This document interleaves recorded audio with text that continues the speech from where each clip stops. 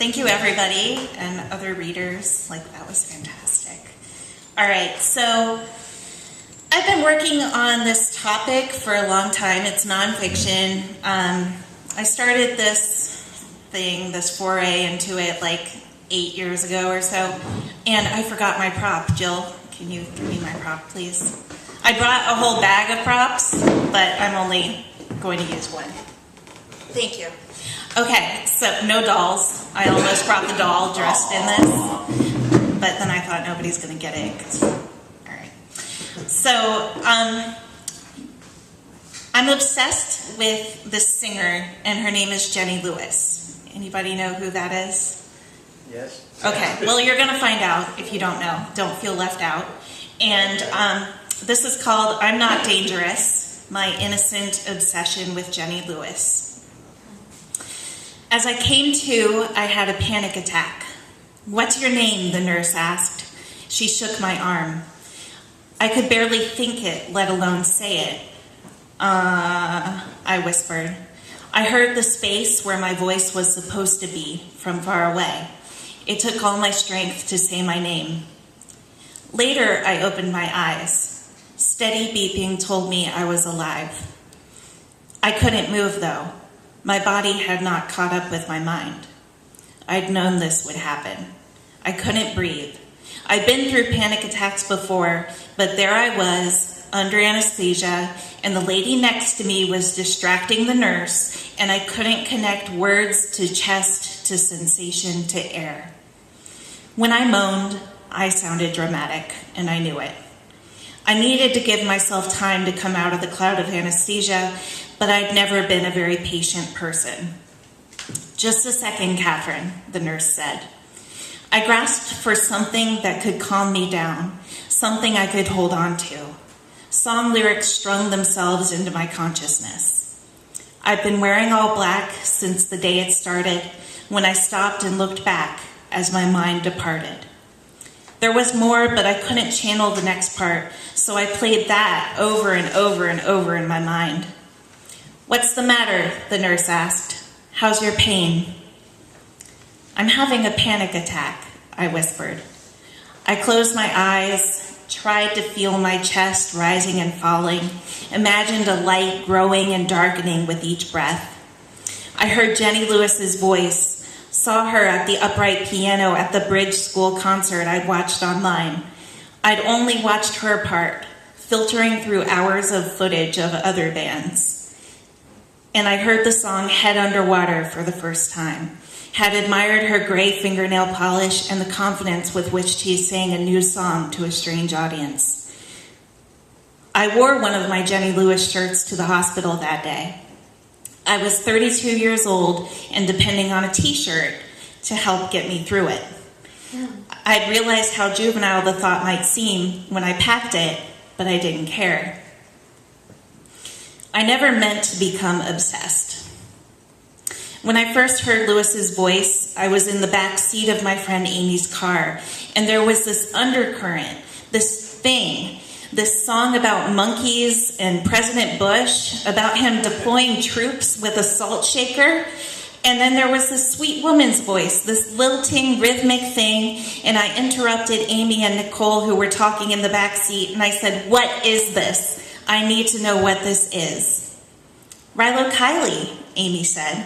"I thought you might like it." We were listening to the first track from the 2005 album More Adventurous. Orlando's lights reflected against the windows of the car. There were headlights everywhere, and we were just driving. This was before gas prices had gone up so high. I was in college as a 21-year-old kid. Amy, Nicole, and I fancied ourselves writers, possibly even poets. And for me, Lewis's voice eclipsed it all.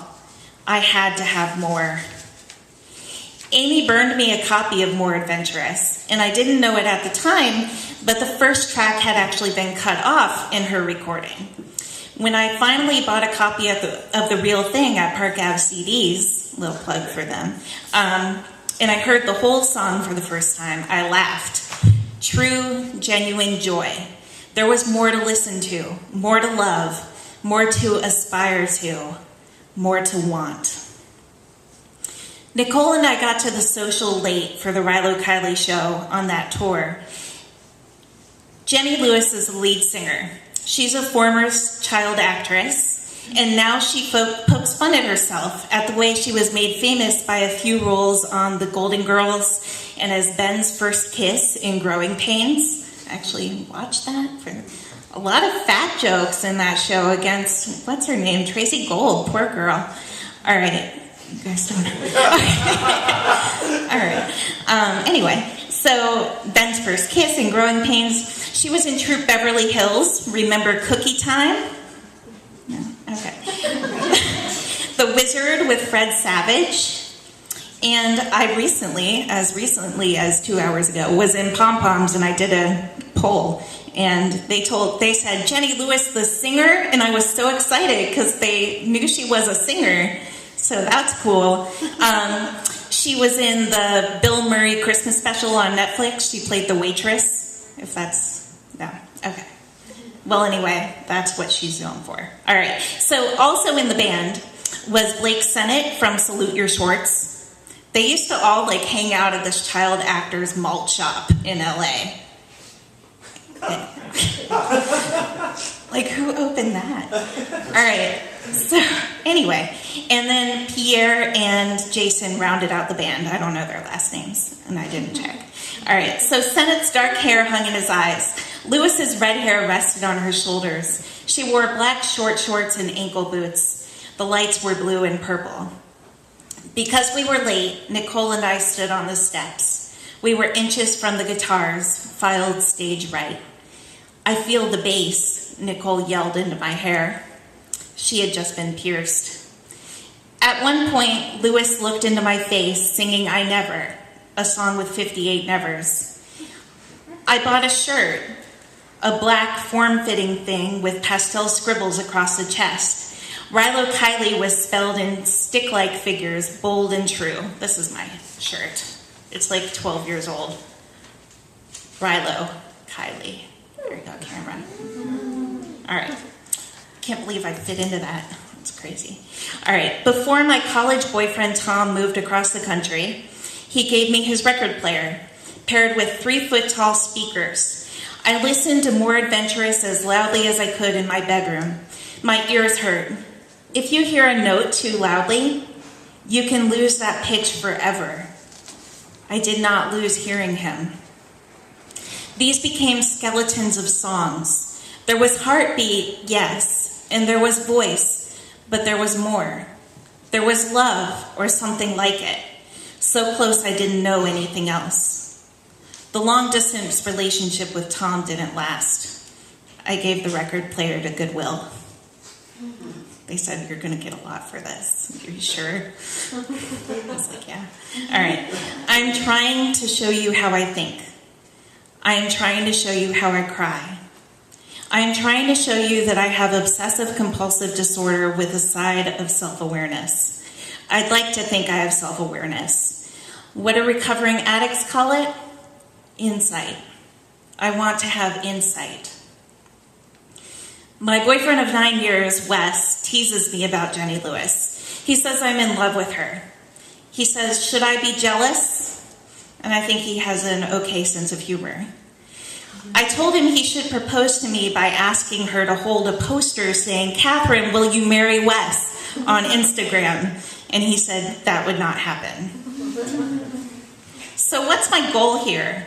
What's my end game? I want to tell her I get it. That the song A Better Son or Daughter, which I think is about panic attacks and bipolar disorder, totally explains my life, and nobody else gets it except for me. Seriously.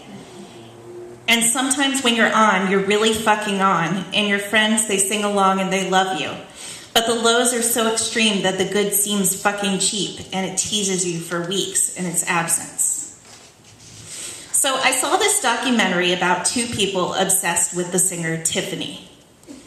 It's called I Think We're Alone Now, and it's on Netflix. Netflix owes me a buttload of money. All right. It featured a man with Asperger's and a woman who felt like an outcast and who labeled herself as a hermaphrodite. The man believed he was in a relationship with Tiffany, that they were best friends, that showing up at a concert with a sword as a gift for her was perfectly sane behavior, and that the restraining order protected him, not her, against him. The woman was more timid. She was more afraid. She met the man, and they shared a hotel room together the night of a Tiffany show. The woman spent hours on her eyeliner. She wore a very tight, very short skirt. She said that when she met Tiffany, she didn't want a one-night stand. I felt sorry for the people in the documentary. The producer was just another person picking on them, these people who wanted peace in their lives. I felt the movie missed its mark. It was more about mental illness than about obsession with a one-time shopping mall idol who'd once posed for Playboy. I don't want to be like that. I don't want to harbor unrealistic beliefs. I know Lewis doesn't know me. I get it. And as much as it disappoints me, I realize that I probably represent no more than revenue that she and her band have made from me in ticket sales and merchandise over the past 12 years. I've been to 10 of her shows, bought all of the albums, bought some for my friends and family, read every interview I could find. Most of them are digital now, but I've got like Filter, Fader, Bust, Jane, whatever, a lot of magazines. All right. I've been to, I even downloaded the ESPN app so I could hear an hour-long interview with her. The ESPN app. Why, though?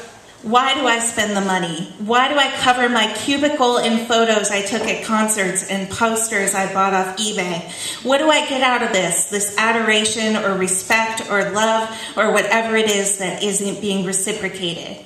Yes, I have obsessive compulsive disorder. If this is the obsession, the compulsion is the shopping, the singing, the guitar playing, the wanting to have, to be.